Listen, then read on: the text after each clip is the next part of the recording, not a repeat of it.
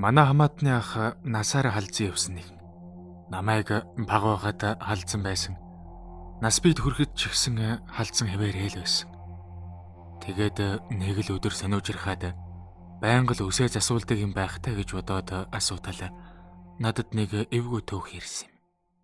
Энэхүү явдал 80-аад оны дунд үед нэгэн хавар болжээ. Ахыг маань Готов гэдэг. Готов тухайн үед дунд сургуулийн 5 дугаар ангийн сурагч байж. Тухайн үеийн үзэл сурдлын дагуу 10 жилийн хөвгүүд 7 дугаар ангид дэвшин суралцах боллоо. Үсээ ургуулахыг хориглдог байсан тул Готов хүүч байнга халдсан толгойтой явдаг байж. Харин нэг удаагийн сурагчдын ээлжийн амралтаар хөдөө гэртээ ирж хидгончоод буцах үед нь Готвын үс их ургасныг аав ээж хоёр нь гэнт хараад маргааш шууд хичээлд орох юм чинь багш нар хүүхдээ үстэй явууллаа гэд бөөн хил ам хийндэ гэж санаа зовницгоож суужээ. Гэвч Готвын ургасан үсийг хусчих өсний машин үсчин хоёр байхгүй тул арга буюу тийм байдалтайгаар явуулахар болцоогод байж. Дунд сургуулийн эрэгтэй сурагчдын үсийг тээнхүү багангад нь хусаж халдсан толгойтой явуулдаг байсан нь тухайн үеийн иргэдийн эрүүл ахуй соёл жилттэй холбоотой байсныг зориудын дурдъя. Хаг бөөснөөсөө болж хамаг үсээ хосуулсан огтч мөн тэр үед цөөнгүй байлаа. Готов хүү маргааш сумын төв рүү явна гэж товлоод аав нь мориор хөрөж өгөхөөр болцгоон унтаж амрах гэж байтал өдөж тэднийд явуулын бололтой хоёр хүн гэнтхэн ороод иржээ. Тэднийг хурдуураа улаан хөлтний гаргадаггүй айхтар ярддаг нохойтой боловч тэр хоёр хүнд хуцаагүй бололтой тийм л чимээг өөхөн ороод иржээ. Яагаад энэ хоёр хүн рүү нохой тавьхсангүй вэ гэж бодсон гээхэн дор бүрнээ гайхшраад эдээ цайд хүүлж өгчээ. Эрсэн хоёр хүн нэвсээсэн цав өмсч гисэн юудан малгайг нь ер буулгал хүүд сайн унга. Өнөөдөр ч ястай усан бараа орлоо доо. Татрах нь уу гэж бодсон чинь цангүй шүү гэж нэг л үхэнз солхон дуугаар өгүүлжээ. Готвын аав дамиран эхнэрлүүгээ донгон энэ хоёр чинь юу яриад байна? Усан бороо тасралтгүй орлоо гин шүү. Ухаан санаа нь эрүүл байдаг болсоогоо та. Хаврын хар авсарганаар бороо орно гэж юу байх вэ? Гэж сэжиглэнгүй шивнээд та хоёр чинь юу яриад байгаа улс вэ? Хаагур тэгж их усан бороо орсон.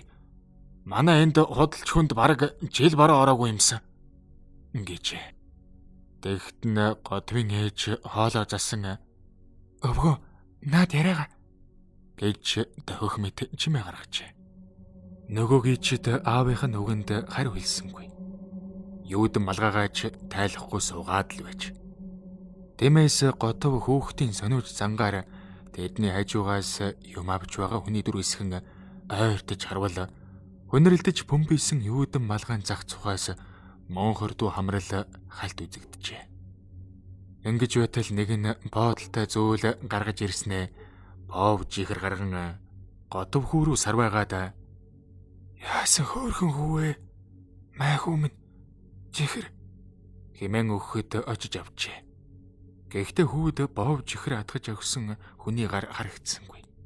Ямар нэг хий зүйл алган дээр нь дэвчих шиг сони мэдрэмж төрсөн ч Готов үүнийг хайхарсангүй.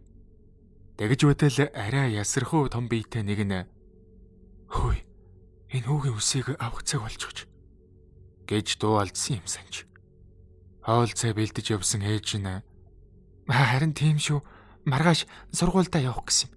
Гэтэл үсийг нь авч чаддаггүй гэж нэмэн өгүүлжээ. Тэгтэл үл тань хоёр тэгвэл танай хүү азтай юм.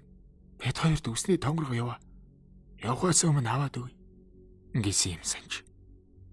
Энэ үед аав нь жаахан бохимдож хар шинээр хаанхыг нь мэддэхгүй ачи юмнуудаар хүүхдээ үс ахуулах гээд байхдаа яад юм гэж дургуй үзэж чимнэхэд ээж нь тас зүтгэсээр байгаад тэднэр Готвын үсийг усуулахар болжээ. Хамгийн хачиргалтай нь Готвын үсийг тонгорог гаргаж ирээд хусч эхлэхдээ ч тэр хоёр хүн мөнөө хөмссөн юудан малгайгаа доош буулгахгүй л байж. Лааны гэрэлд халзран хөх толгойлох Готвыг харж суусан аав нь гинэт Ээ ламаа. Эн чинь нүхээрээ бозар хат зэтлгэрүүд байна штэ. Гээд бахирн босоод иржээ. Эхнэр нь нөхрийнхөө энэ хашгираанаар гард барьсан сав суулга алдан хэрэгж харвал гэрт нь гинэтхэн орж ирсэн юудэнтэй хүмүүсийн нэг нь ч байхгүй байж. Хэдэж уугаад байсан аяг алга нь хийж өгсөн хоол ундтайгаа уур савсуулан байгаажээ. Тэгтэлж Годвийн аав өнгөрсөн сард холдож өгсөн өсгөхөд чигмэд хоёр сая хүүгийн минь хажуу зогсчихсан бидний хэрэг амархан бүтлээ гэд над руу инээлээ. Хамраар нь дүүрэн язгансан том өд мушигрэлдэн унаад Годвийн толгой дээр хатрилдан явж байхыг би харлаа. Тонгор гэсэн чинь ясны хугархаагаар хусаад байд шүү дээ. Гэж байдгаараа амьсгаадан өгүүлжээ. Годвийн ээж чи чинь юу яриад байна гэж тайнагалцсан чи саяхан гэрд байсан улс байхгүй болчихсныг бодоод нөхрийнхөө хэлсэнд итгэж эхэлсэн бололтой. Хүүгээ татан чамд юм мэдэгдвүү гэж асуусан юм санж. Годов юм мэдэгдсэнгүй, үс хоссон гэхэд ямар ч юм мэдэгдсэнгүй гэжээ. Ээж нь алив нөхөө чихэр боо өгödөх. Гэхдээ нь гардгаас арваавал саяхан л боов чихэргээд атгаж зогссон зүйлс нь эрээн өнгийн том өднүүд олжчихсан мушигрэлтэн байжээ. Годов үхтэл айсантаа уйлжгч. Өчир зүггүй эхэр датан уйлах Годвийг аав ээж хоёр нь арц үжээр иргэн тойрон аруулж утаад толгойг нь соёл анзаарчээ.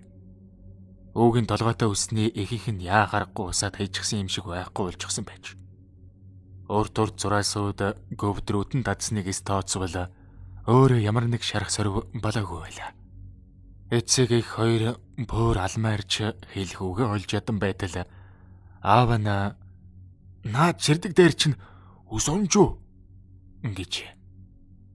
Хоёул лага барин унсан ус хайсан боловч ширхэгч ус олж харж чадаагүй байжээ. Тэгтэл эхнэр нь пүүх яана нөгөө хоёрын ууттай юм байна гэд өгөршсөн давааны орон цөг өшөглөж гин. Гэтэл өжирсэн даван дотроос хүнийх эсвэл малынх нь мэдэгдэхгүй хавирганы хугархаануудаас өөр зүйл гараагүй байжээ. Маргааш нь тэднийх өөр хаяар үгүй юу тэндээс нөөж одсон гэдэг үлээ.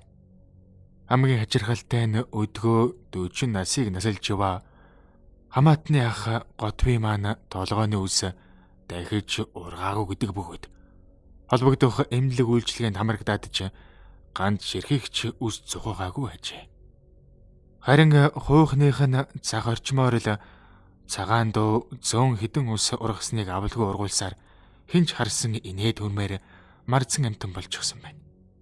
Та яагаад ийм халзын юм бэ гэж асуухад Годов ах маань ихэнх хүнд энэ түүхийг яриад байдаггүй аж.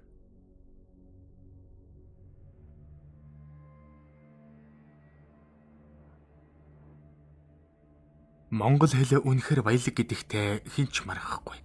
Ямар сандал алс хол орших Африкийн арслан зааны үр төлийг үзэж хараагүй хэрнээ монголоор нэрлж гисэн байхыг нь бодохоор гайхаж биш ирмээр.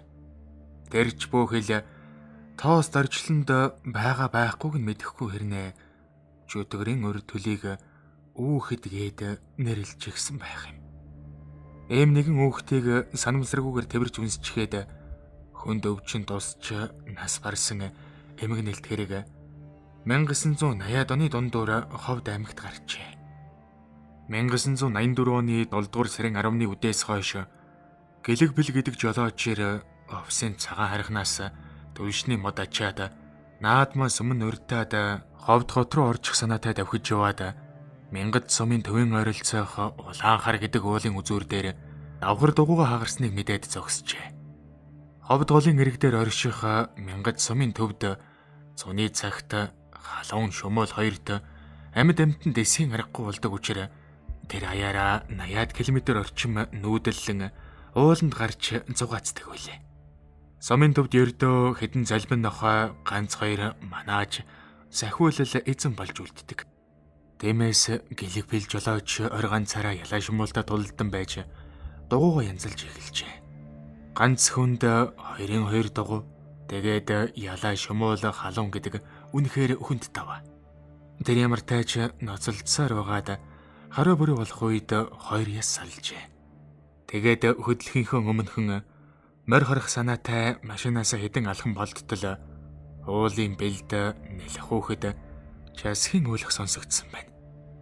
Тэгээд тийш сайтар хардал үнэхээр хэдэн сартай болов гэмээр нэлэх хөөхд уулын бэлд нүцгэн хөвдөж байхан тэр.